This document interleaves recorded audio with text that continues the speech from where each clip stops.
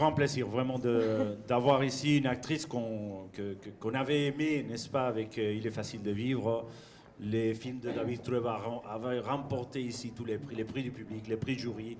Même David Trueba était monté sur la scène finalement parce qu'il faisait partie en tant qu'acteur d'un film qui venait de remporter les prix du premier film, n'est-ce pas? Donc voilà, il y a 2 ans, on a eu la sensation que, voilà, que les films de David Trueba étaient partout et que Nantes avait adoré les films. Et donc c'est un grand moment pour nous d'accueillir l'actrice qui était protagoniste de ces films, puisque nous avions partagé pas mal de moments avec Javier Camara, l'acteur protagoniste, et avec David Trueba, mais il nous manquait Natalia et elle est avec nous. Donc voilà, c'est à vous de poser des questions, de faire des commentaires par rapport au film que vous venez de voir, et Natalia est prête à répondre. No sé si quieres decir algo ya de inicio. Périci, il y a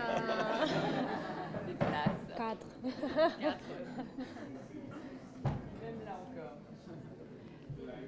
Je ne sais pas si nous avons un micro pour... voilà, c'est valable. Voilà, c'est parfait. Donc, première question. Bien, pour commencer, tout d'abord, félicitations pour le film qui était tout à fait extraordinaire. Par moments, on avait l'impression d'être presque dans un documentaire sur la crise économique. Alors, pour une première question, pour lancer le débat, est-ce que le film a été tourné à Jerez de la Frontera parce que c'est la ville la plus endettée d'Espagne? Et la ville où il y avait la crise a été la plus forte au point de vue de la gestion municipale. Si fue en Jerez de la Frontera o no, porque allí parece que la crisis ha sido muy fuerte. Sí, la película está rodada íntegramente en Jerez de la Frontera. Es una ciudad de Cádiz. Andalucía es una de las provincias, de las más castigadas por la crisis. Cádiz en concreto mucho, y Jerez de la Frontera hay casi más de un 40% de paro en esta ciudad. El director es jerezano y él quería contar la historia en su tierra porque él lo ha vivido desde pequeñito, desde chico, como dice. Yo desde chico he mamado esto. Sí. Oui, ça s'est bien tourné à Jerez de la Frontera, et donc qui fait partie de Cádiz et d'Andalucía, qui est une des régions qui a été les plus touchées par la crise économique. Il y a notamment 40% de chômage dans cette ville, et il fait partie, le réalisateur c'est sa ville à lui, et donc depuis très petit, il a connu cette ambiance justement de crise, et il avait besoin d'en parler.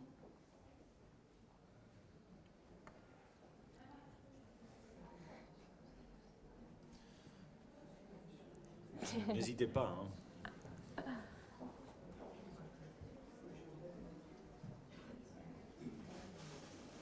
Hola, también quería, perdón, soy española, voy a hablar en español.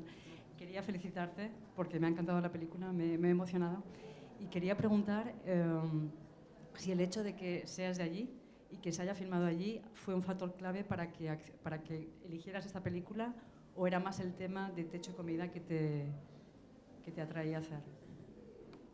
Alors, elle a été touchée par le film, et elle demandait si le fait d'être de là-bas aussi l'a sensibilisée justement pour faire ce film, ou c'est surtout le thème qui l'a attirée pour accepter de jouer dans ce film. Yo soy andaluza, pero no soy de Jerez, soy de Granada. Y bueno, eso era también un reto, hacer de jerezana y con ese acento, que fue también un mundo el prepararme para que no se notase que no era de allí. Sí, como andaluza, es que creo que como española y como ser humano del mundo, este guión al leerlo me tocó muchísimo, pero muchísimo. Estuve varios días que no podía dejar de pensar en Rocío, veía las noticias y no paraban de salir historias como la suya, pero claro, porque Bueno, pero es que me voy a empezar a liar y lo mismo tienes que ir traduciendo. Te voy traduciendo. Pour les Français aussi, pour qu'ils comprennent, quand ils puissent suivre un petit peu plus. Alors, moi, je suis andalouse, mais je suis de Granada, donc pas de Jerez de la Frontera. D'ailleurs, ça a été un défi de prendre l'accent de cette partie-là de l'Andalousie. Ça a été assez difficile de se préparer, mais j'ai réussi à le faire. Et moi, en tant que donc andalouse, en tant qu'espagnole, en tant qu'être humain, tout simplement, à la lecture du scénario, j'ai été extrêmement touchée par cette histoire. Et d'ailleurs, pendant plusieurs jours, j'y ai pensé. Je pensais à Rocío, à ce personnage. Et quand je voyais les informations à la télévision, je n'arrêtais pas de voir des histoires qui ressemblaient à celles de Rocío. Y en estas situaciones hay dos vertientes. Está la que conocemos por las noticias, porque hay gente que se manifiesta, que sale, y luego la gran mayoría de estos casos son gente que lo vive en absoluta soledad, con muchísima vergüenza y mucho miedo de contar esta situación. Y esta es esta historia, y eso es lo que a mí como actriz me fascinaba, poder realmente entender la otra cara, que es la que menos se conoce. Il y a deux façons, justement, deux façons de voir cette histoire, justement, à travers les informations et les gens qui manifestent dans la rue, mais également, il y a ce côté de la solitude, de ces personnes qui ont honte de leur situation, qui ont peur d'en parler. Et moi, d'avoir, en tant qu'actrice, l'opportunité de jouer un rôle de cette face qu'on n'a pas l'habitude de voir, pour moi, c'était très important. C'était un cadeau de pouvoir jouer ce rôle. Y obviamente era un reto muy grande, porque yo había hecho Vivir es fácil. De repente me estaba llegando un protagonista donde sabía que la cámara iba a estar todo el tiempo encima mía, con un personaje extremadamente complejo que calla que es más lo que escucha, lo que calla, lo que transmite todo su mundo interior, más que lo que cuenta.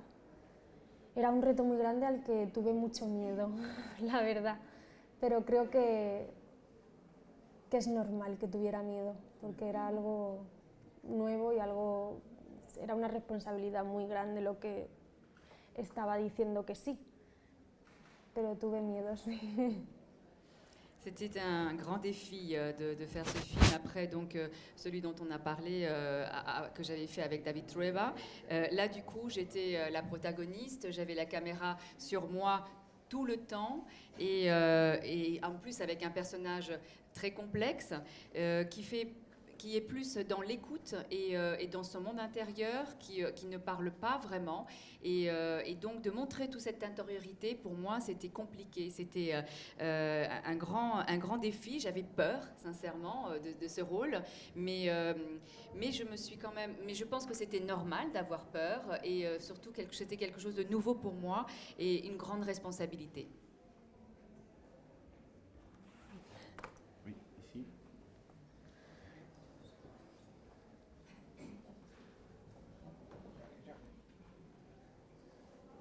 Et merci. Je voudrais savoir, parce que dans le film, vous ressentez de l'insécurité, vous nous faites ressentir de l'insécurité. Et je voudrais savoir comment s'est passé le tournage avec le petit garçon qui lui aussi vit de l'insécurité. Donc il fallait le protéger en même temps comme acteur. Sí, otro de los muchos retos que había era el de interpretar a una madre con un niño de 8 años. Y que eso se fuera creíble, que yo siendo tan joven y que no soy madre, es algo que me da muchísimo, para mí las mujeres somos diosas, nada más que por el hecho de que podemos traer vida al mundo, es increíble, increíble. Y hasta que no lo eres, sé que el día que sea madre entenderé cosas de Rocío que hoy se me escapan. Y me preocupaba mucho quién fuese el niño que hiciese de Adrián, porque es el latido del corazón de Rocío, es ese niño, es su hijo, ella vive por su hijo. Si ella estuviera sola, la película sería otra. Entonces, bueno. Ça, c'était encore un autre défi, celui d'interpréter le rôle d'une mère avec un enfant de 8 ans. Il fallait que ce soit crédible. Moi, je me trouve jeune et justement, je ne suis pas mère. Donc, pour moi, les femmes sont des déesses parce qu'elles donnent la vie. Et c'est quelque chose que, tant que je ne le serai pas, je n'arriverai pas exactement à le comprendre et à le sentir. Et je suis sûre qu'il y a des choses de Rocío qui m'ont échappé puisque je ne suis pas mère. Mais l'enfant était très important pour moi parce qu'en fait, c'est le cœur, c'est le battement du cœur de cette femme et de cette mère. Donc, Adrián, pour moi, était important comme enfant à sentir. Y como dice Juan Miguel, nos tocó la lotería con Jaime, que es el niño que interpreta a Adrián, porque él no había hecho nunca nada de interpretación, era la primera vez que se ponía delante de una cámara, pero tiene un don, era una esponja y él daba y entonces yo recibía y creamos un vínculo y había una química desde el primer momento en el que lo conocí en nuestras conversaciones por Skype. Comme dit le réalisateur, on avait touché le gros lot avec lui. Jaime, il s'appelle. Parce qu'il n'avait rien fait avant. C'est la première fois qu'il était devant une caméra. Et il a une sorte de don, sincèrement. Il est comme une éponge. Il donne. Moi, je recevais. Et on a créé un lien très rapidement entre nous. Il y a eu une alchimie qui a très bien fonctionné. Et dès nos premières rencontres par Skype, en plus.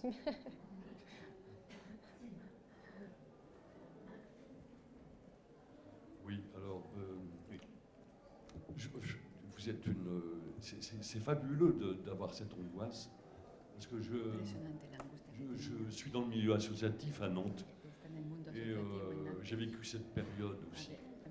Et vous êtes une extraordinaire actrice, vraiment, pour jouer cette angoisse. Ah non, mais non, je ne regarde même pas. C'est incroyable, hein, l'angoisse que vous J'ai senti une angoisse pendant tout le film, mais c'est un merveilleux documentaire, un merveilleux film. Il faut savoir qu'à Nantes, puisque je vais parler que de Nantes, il y a énormément de gens qui vivent cette situation, des jeunes femmes. Je mange de temps en temps, je suis dans le milieu associatif, je mange de temps en temps dans le restaurant social de Pierre Landais.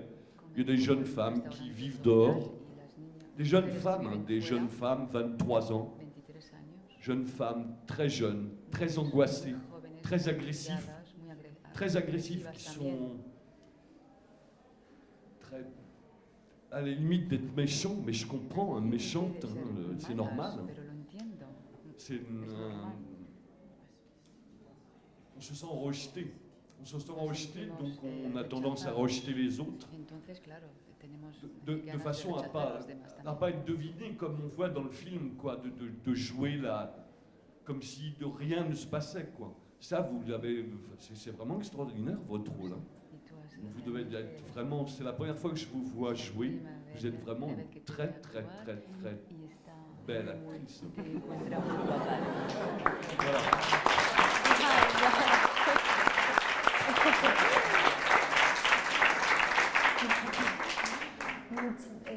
Merci beaucoup.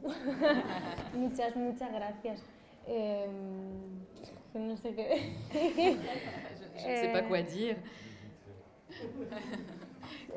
Es un halago muy grande que te digan esto cuando tú haces un personaje y tienes miedos de no ser capaz de poder transmitir lo que entiendes con la cabeza al leerlo, pero es un mundo muy difícil meterte en eso. Y es por eso digo que es una película muy importante en mi vida, no solo a nivel profesional, sino personal también, porque he aprendido muchísimo de esta mujer. Es una película que te hace reflexionar, que te hace empatizar con las personas, con las víctimas, y te hace entender situaciones que a lo mejor tú vives desde fuera, y cuando ves a alguien que está robando y piensas, la choriza o el chorizo y no tienes ni idea de lo que esa persona está realmente viviendo. Para mí esta película te hace mejor persona, por muchas cosas, pero entre otras por eso, porque aprendes. C'est un grand compliment, merci beaucoup. J'avais peur justement de ne pas pouvoir transmettre ce que je comprenais à la lecture. Et ça a été donc pour moi un grand défi d'arriver à faire ça. Ce film finalement est un film qui m'a transformée, pas seulement au niveau professionnel, parce qu'il a pu m'apporter, mais également personnel, parce que il parvient à nous permettre d'avoir une grande empathie avec ce genre de personnages, avec ce genre de personnes et de victimes finalement de la société. Et on le vit.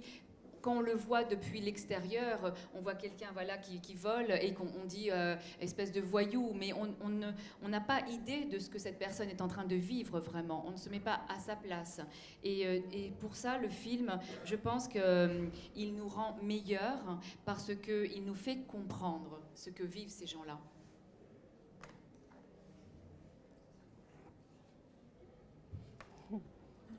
Il faut savoir qu'à Nantes, je travaille aussi dans un milieu associatif. Je m'occupe des précaires et des chômeurs et aussi des sans-papiers. Il faut savoir qu'à Nantes, il y a 3 squats de mineurs étrangers. Le conseil départemental de département ne fait rien alors que les lois l'obligent d'avoir un toit, un techo y comida, toit. Je parle espagnol. Non, mais hay nada que decir. Il n'y a pas de problème. Et comment dire il y a 3 squats de mineurs, donc je disais. Il y a 100 mineurs à Nantes. Il faut savoir, 100 mineurs étrangers à Nantes de diverses nationalités, spécifiquement des Africains, forcément. L'Afrique, Nantes. L'Afrique et Nantes.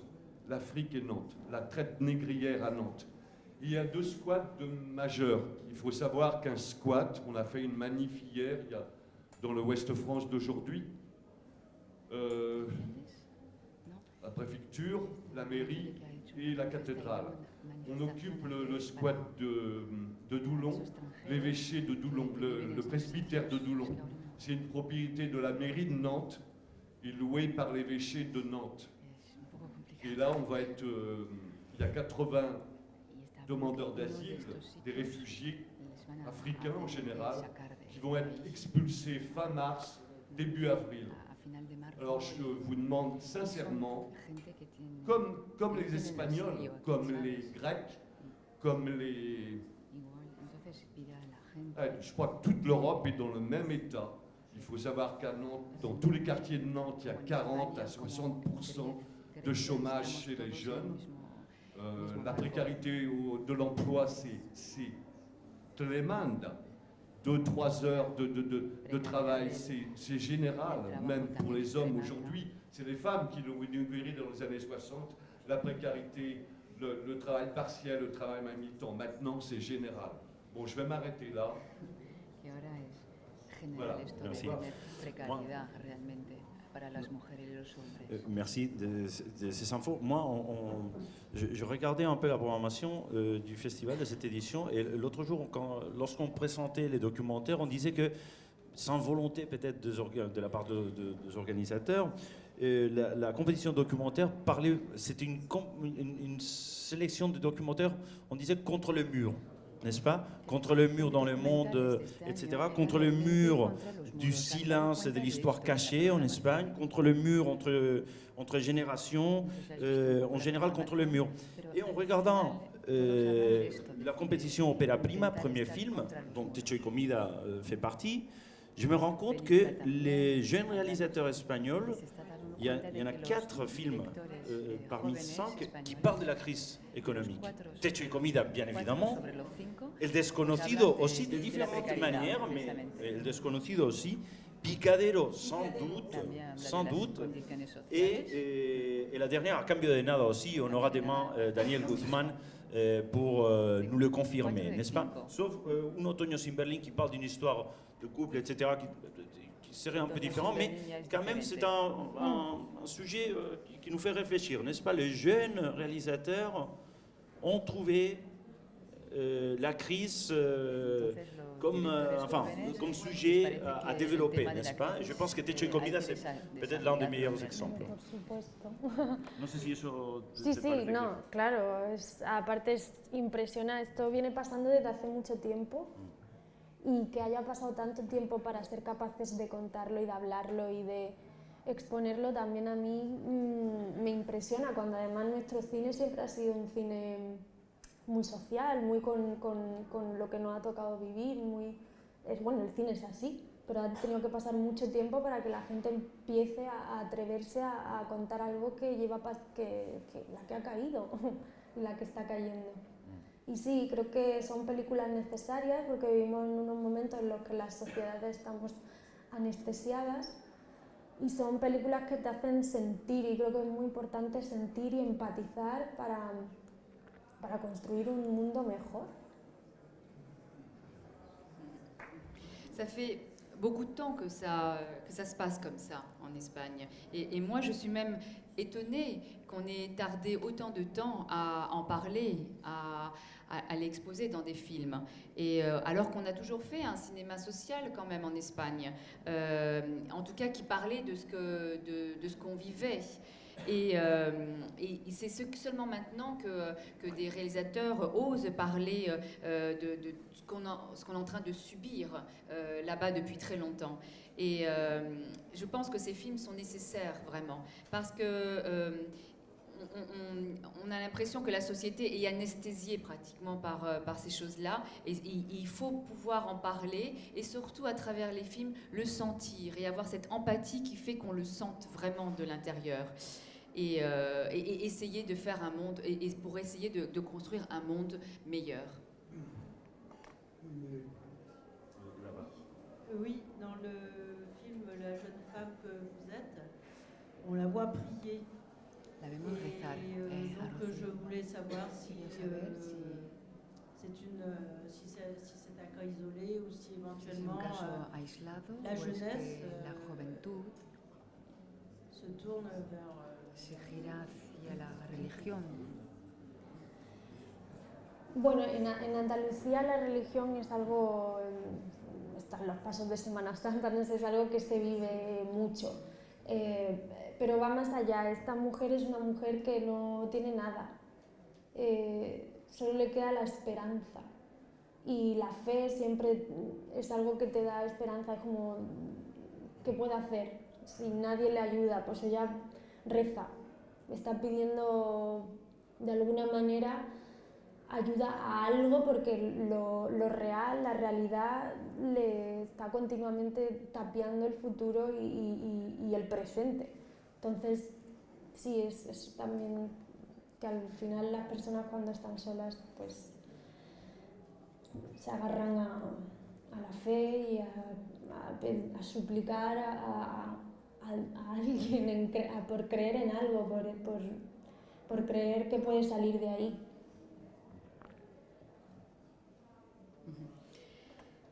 En Andalousie, la religion, c'est quelque chose qui est très vécu, enfin qu'on vit de l'intérieur, parce que la semaine sainte, oui, c'est quelque chose, Pâques et tout ça, c'est quelque chose qui, avec les processions, voilà, c'est quelque chose qui est vraiment vécu de l'intérieur.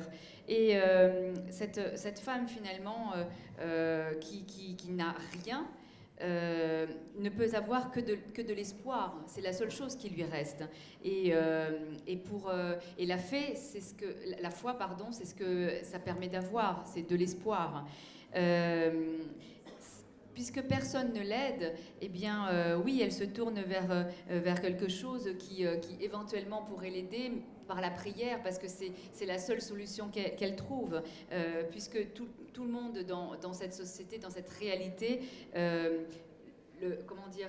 lui monte un mur qui l'empêche de penser, enfin d'avoir de l'espoir même pour le futur ou pour même le présent.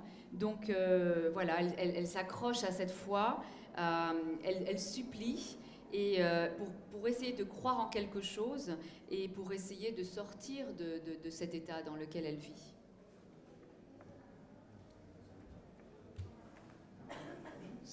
Simplement une remarque, toujours par rapport à l'Andalousie. Il faut quand même savoir, par rapport à ce que vous venez de dire, que c'est la seule autonomie espagnole dirigée par Susana Díaz, qui est présidente de la communauté d'Andalousie. Et c'était la seule région qui avait pris une loi interdisant les expulsions, loi qui a été déférée par le gouvernement central devant le tribunal constitutionnel, qui l'a évidemment annulée puisqu'elle était contraire aux données de la Constitution et notamment du droit de propriété. Mais il y a eu une tentative de réponse politique par rapport à la situation des expulsés dans la seule province d'Andalousie. Y es la única provincia que realmente ha intentado algo contra Bueno, los está, desahuciados. ahí también está Madrid y Barcelona, son las dos ciudades con los ayuntamientos, con Manuela Carmena y Ada Colau, que están llevando a cabo medidas para parar los desahucios. Y sí que se están parando algunos, aunque sigue pasando, porque, bueno, que tampoco me quiero mojar mucho, pero es algo que sigue pasando. Estamos en el 2015, la película está en el 2012, que fue el peor año de la crisis en España, pero hoy día los números están ahí y sigue habiendo muchísimos desahucios, pero sí es verdad que, por ejemplo, ciudades como Madrid y Barcelona están poniendo medidas para intentar evitar esos desahucios o por lo menos que esa gente se los lleven a casas, a otro sitio, que no se queden en la calle. À Madrid et à Barcelone, justement, avec les nouvelles mairesses, il y a des mesures qui sont en train d'être mises en place, justement, pour éviter, pour interdire les expulsions. Mais ça arrive encore aujourd'hui en 2016. Le film a été tourné en 2012, c'est à ce moment-là qu'il y a eu le plus d'expulsés, mais il y a encore des chiffres qui montrent que ça arrive toujours. Mais aujourd'hui, ce qu'ils essaient de faire en tout cas, c'est de ne pas laisser dans la rue, c'est de les placer dans d'autres maisons ailleurs, au moins. Yo casi recordaría, al hilo de lo que acabas de decir, que Ada Colau, la alcaldesa de Barcelona actualmente, viene exactamente del activismo social contra los desahucios y contra los afectados por las hipotecas, ¿no? Es decir, ha sido una persona que se ha manifestado en la calle y que a menudo ha recibido palos incluso, literalmente, y actualmente es alcaldesa de Barcelona. No es una ciudad cualquiera, Barcelona, ¿no? Esto explica también algunas cosas en el... Je parle español, je sais pas pourquoi. Peut-être parce que je le dis en espagnol. Ouais, tu vas traduire. Nicole. En fait, Rochane voulait rappeler que quand même la mairesse de Barcelone vient du mouvement activiste social, justement. Et elle a combattu, elle a manifesté contre les expulsions, contre les gens justement qui n'arrivaient pas à payer leur hypothèque. Donc elle les a défendus autant qu'elle pouvait. Elle a manifesté dans la rue, elle a reçu des coups physiquement.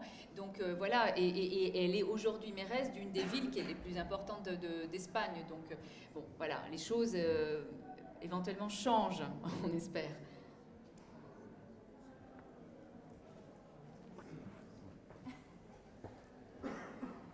Bueno, primero de todo, enhorabuena, me ha encantado la peli. Sí. Y después que, bueno, a mí una de las partes que más me ha gustado es la relación entre Rocío y la vecina. Me parece que es una relación muy tierna y también, bueno, creo que en un momento en el que la sociedad le da la espalda, ¿no? Las instituciones le dan la espalda, es la solidaridad de la vecina, ¿no? La que le ayuda a salir un poco de la situación en la que se encuentra. Moi, j'ai beaucoup aimé la relation entre Rocío et sa voisine, une relation très tendre. Et justement, quand les institutions tournent le dos, à ce moment-là, on voit que la solidarité du voisinage est tellement importante. Sí, es así. La vecina representa también, claro, Rocío es una persona que está sola, que no tiene familia, no se cuenta, pero por X motivos está sola, absolutamente, está aislada. Y sí que siempre hay cierta generosidad y solidaridad del alrededor. Y hay muchas familias ahora mismo que están saliendo o que están siendo rescatadas por los abuelos, por la figura de los abuelos. Están en España y supongo que en muchos sitios son los que están manteniendo a las familias. Y eso es una realidad que se vive. Oui, c'est vrai que Rocío, c'est pas raconté vraiment dans le film, on se rend compte qu'elle est seule, qu'elle est isolée, qu'elle n'a pas de famille. On n'explique pas vraiment pourquoi. Et justement, cette générosité, cette solidarité des gens autour, c'est quelque chose qui existe heureusement. Aujourd'hui, finalement, des familles sont sauvées par les grands-parents. Ce sont les grands-parents qui maintiennent souvent la famille avec le peu d'argent qu'ils gagnent. Et ça, c'est une réalité aujourd'hui. Y también decir que, por ejemplo, el personaje de Mariana Cordero, la vecina, lo hace siempre desde un lugar, desde la elegancia más absoluta. Rocío, porque conoce a Rocío desde hace mucho tiempo y sabe que a ella no puede ir directamente, o sea, sabe que tiene que tratarla de una manera que ella no se dé cuenta de que la están ayudando, porque si se diera cuenta no dejaría que la ayudaran. Es un personaje que representa la dignidad a unos niveles, es uno de los personajes femeninos más dignos que ha habido en mucho tiempo en el cine español. No, es víctima, pero ella nunca pierde su dignidad.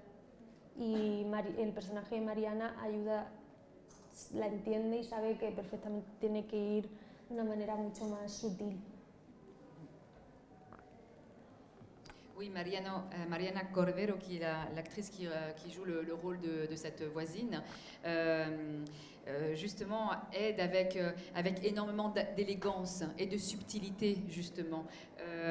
Parce qu'elle la connaît depuis longtemps, elle sait que elle ne peut pas l'aider comme ça de manière très directe. Elle doit être subtile dans sa façon de l'aider parce qu'elle sent très bien que Rocío n'est pas quelqu'un qui aime spécialement qu'on l'aide comme ça de manière directe. Parce qu'elle a cette dignité qui fait qu'elle porte assez haut et qui fait qu'elle n'accepte pas si facilement comme ça d'être aidée. Et donc justement... cette voisine sait comment l'aider sans lui faire croire qu'elle l'aide vraiment en quelque sorte, quoi. Et elle trouve cette relation aussi très très belle. Ouais.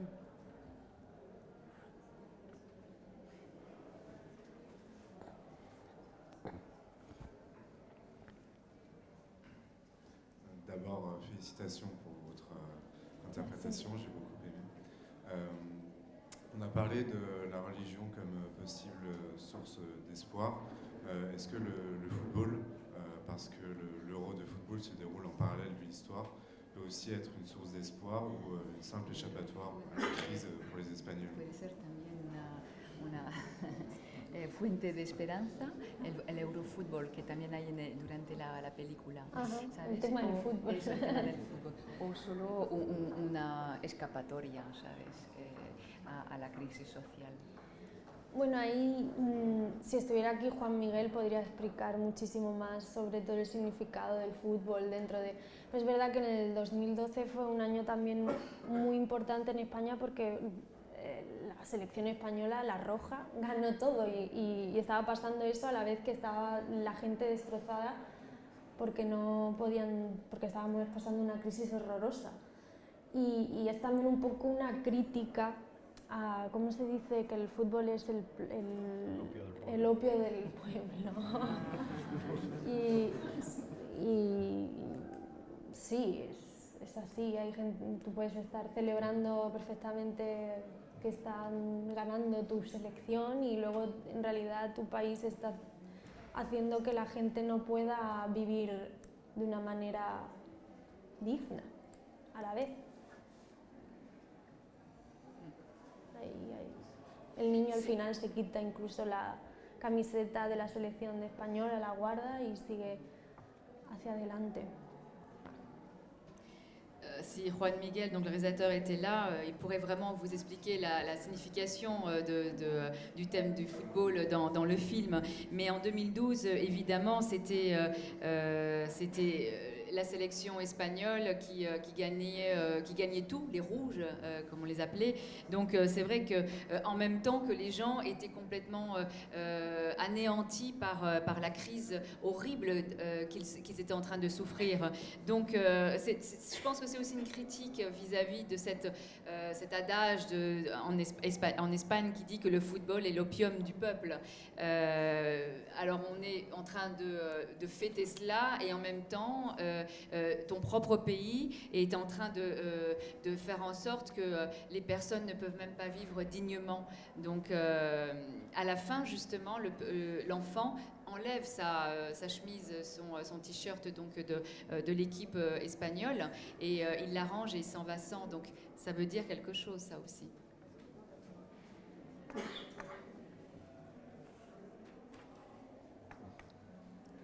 D'autres questions? Oui, ici.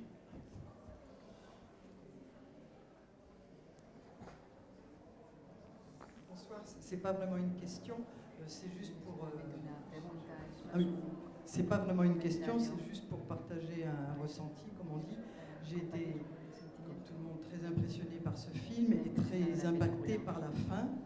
Je ne sais pas si c'est peut-être une porte ouverte que j'enfonce, mais la fin me fait penser à la fin des temps modernes de Chaplin, où il y a l'espoir, sauf que dans Chaplin, il y a l'espoir, ils partent vers une vie meilleure, ils se tiennent la main, et alors que là, c'est encore la chair de poule, la fin est quand même sans appel. L'espoir, il est peut-être dans la religion, pourquoi pas, mais en tout cas, il n'est pas dans la... Yo quiero creer que las cosas pueden cambiar y que sí que hay esperanza porque, no sé, porque si no, Pero el final, no, ya, el final es amargo, pero podría ser un final mucho más horrible. Por lo menos ella cuesta arriba, pero sigue caminando hacia adelante y sin mirar atrás. Es una mujer que lucha toda la película y que al final sigue luchando. Yo como actriz también necesitaba encontrar, o pensaba, ¿a dónde irá? ¿A dónde irá Rocío con su hijo, con las maletas? Yo creo que ella sigue hacia adelante. A ella no la chanta nadie, porque va a tirar para adelante siempre por su hijo. Por eso digo que si ella estuviera sola, probablemente se quita del medio y problema resuelto. Pero al tener un hijo todo cambia. Ella va a seguir, me la imagino, pegando una pata a una puerta y metiéndose en una casa o yendo a... No quiero pensar que... No lo veo como un final devastador, aunque sé que es muy amargo.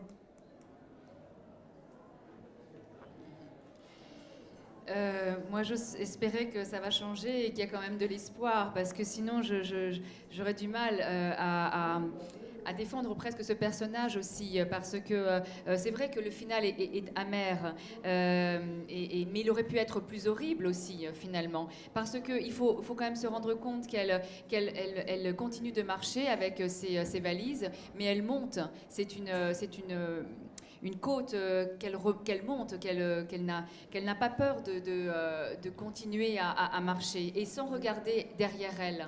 Donc, pour moi, elle va continuer cette lutte qu'elle a commencée depuis le film, enfin depuis le début du film. Elle va la continuer parce qu'il y a son fils, tout simplement. Et que, évidemment, sans lui, ça serait une autre histoire. Elle se serait sûrement déjà, déjà partie peut-être de ce monde. Et voilà, elle n'aurait pas eu la même force, disons. Pour moi, quand j'y pensais en tant qu'actrice, je me disais, mais où est-ce qu'elle va? Qu'est-ce qu'elle fait avec cette valise? Et je l'imaginais en train de mettre un coup de pied dans une porte, de rentrer dans une maison abandonnée et de continuer à vivre, justement. Parce qu'elle ne se laisse pas anéantir, finalement, par ce qui lui arrive. vous parlez de la fin de temps moderne avec Charles Chaplin et Carole Lombard, n'est-ce pas, qui parlent. Moi, ça m'a fait penser aussi, je pense peut-être vous aussi, au néoréalisme italien et un peu le voleur de bicyclette aussi, n'est-ce pas? C'est un peu dans l'esprit, je pense, non? On a l'impression de voir voilà, du néoréalisme italien en Espagne aujourd'hui, non? No sé si te entendió bien, pero vamos, es que Juan Miguel él es un apasionado del neorrealismo italiano y de los hermanos Dardenne y de Haneke y de todo del cine francés y del neorrealismo italiano. Y sí, Rosetta, el ladrón de bicicletas, es el clásico. Sí, todas estas películas. De Dardenne, tu parles de Les gamins au vélo, n'est-ce pas? ¿Cuál? Oui, voilà. Sí, del chico de la bicicleta. De los Dardenne. Ah, sí, sí. Y de Rosetta. Oui, c'est vrai que Juan Miguel, le réalisateur, adore et est passionné par ce cinéma justement du néoréalisme italien, comme donc Le voleur de bicyclette, mais également du cinéma réaliste français ou belge comme les Dardenne, les frères Dardenne, avec Rosetta. Voilà. Il admire vraiment ce genre de cinéma.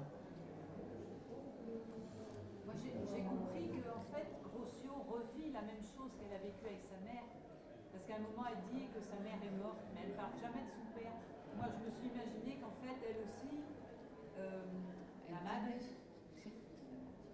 sa mère a vécu la même chose, c'est la même histoire qui se reproduit. Lo mismo con su madre, que también, porque no habla del padre, por ejemplo.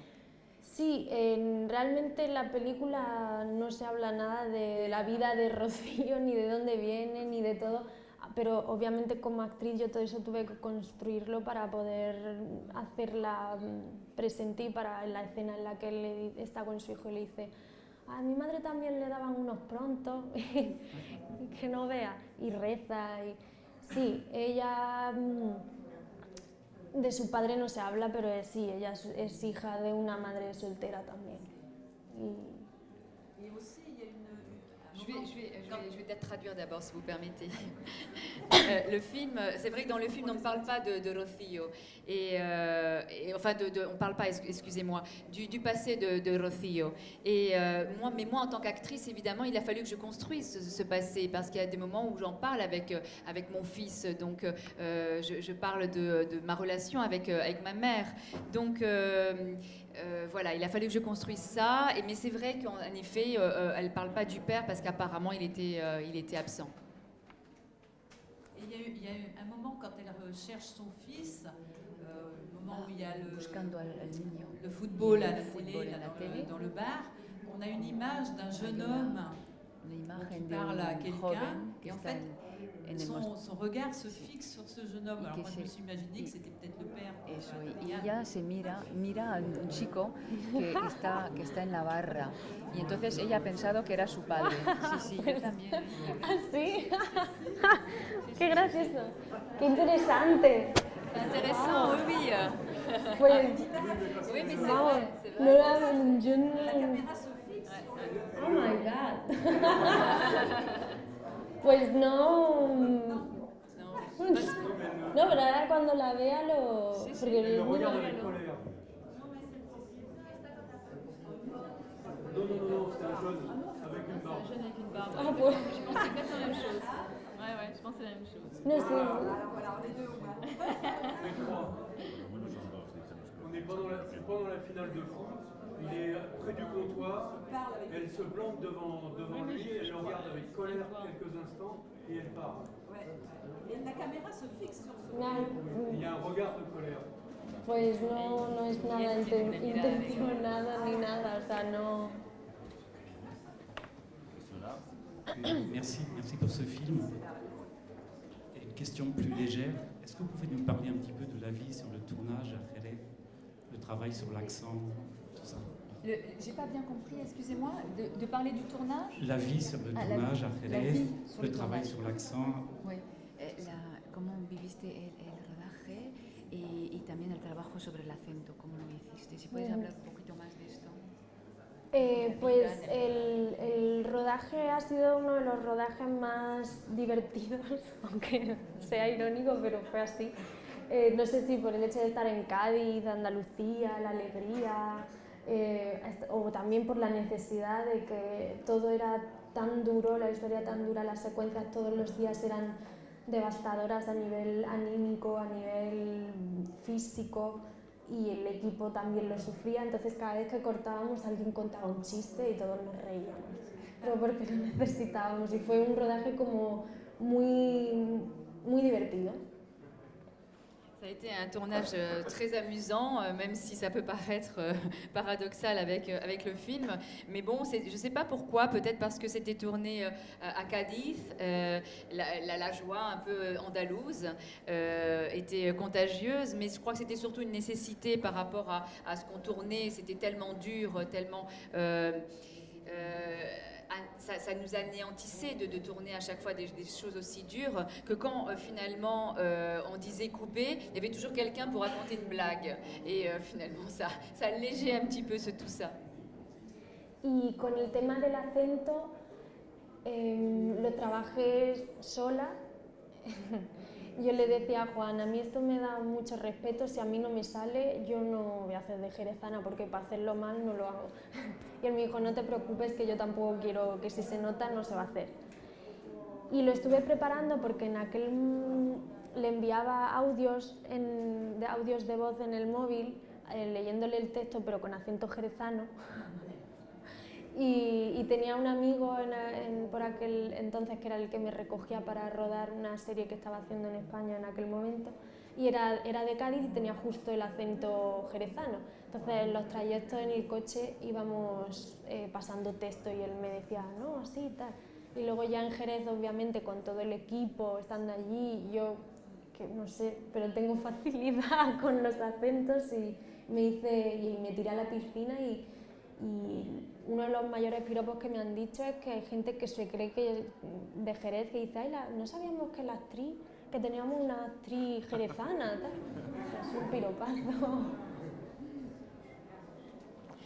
Et pour ce qui est de l'accent, je l'ai travaillé seule, et je disais à Juan, mais j'ai vraiment beaucoup de respect par rapport à ça. Je n'aimerais pas que je le fasse mal, parce que je supporterais pas. Et lui il me disait la même chose. Il me dit, t'inquiète pas, si tu n'y arrives pas, on le fera pas.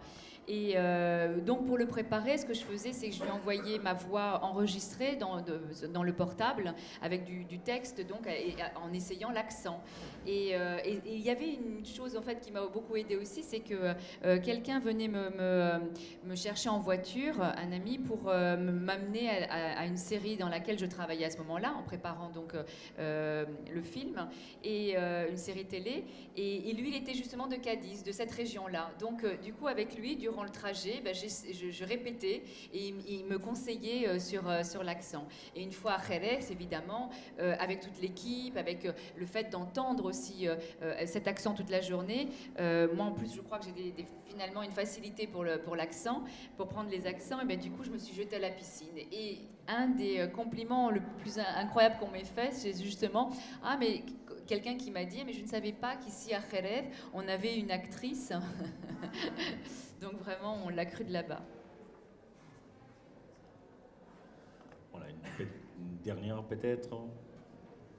Je vais ouvrir un petit peu. Maintenant que vous êtes reconnu en Espagne, en tout cas votre travail avec des réalisateurs en Espagne est reconnu, envisagez-vous travailler avec des réalisateurs étrangers, et certains réalisateurs français vous plairait de collaborer avec? Fuera de París, fuera de España, perdón. Fuera de España, al extranjero. Y yo estoy muy abierta. Moi, je suis très ouverte. No, como actriz me encantaría poder viajar por el mundo y tener la oportunidad de hacer cine en cualquier parte. No, me encantaría. Obviamente aquí, en donde fuese, o sea, amo el cine francés, sería como un sueño verme de repente en una película francesa o en Argentina, no sé, en muchísimos sitios me encantaría, estoy totalmente abierta, tendría que estudiar mucho, obviamente, sobre todo para el idioma, pero sí, me encantaría abrir mercado, como se dice. Pero tampoco me obsesiona, o sea, no es mi objetivo. Si surge, surgirá de una manera natural, no es porque yo vaya en busca de trabajar fuera. Creo que hay muchísimo talento en España y si yo estoy allí y quieren contar conmigo, yo encantada. Y si me llaman de fuera, pues igual. C'est vrai que j'aimerais beaucoup voyager et grâce au cinéma, ça serait une opportunité de pouvoir travailler n'importe où dans le monde. Et ici d'ailleurs aussi en France, ça serait un rêve d'ailleurs qu'on me fasse travailler ici en France ou en Argentine ou d'autres endroits. Je suis très ouverte à cela. Évidemment, il faudra étudier beaucoup parce qu'il faut apprendre une autre langue, mais je suis complètement ouverte à cette possibilité. Mais en même temps, c'est pas quelque chose qui m'obsède. Parce que si ça surgit de manière naturelle, ok, mais je ne suis pas à la recherche, moi, automatiquement de rôle en dehors de l'Espagne. Je trouve qu'en Espagne, il y a de grands talents et si ils ont envie de me faire travailler, moi, ça sera avec plaisir.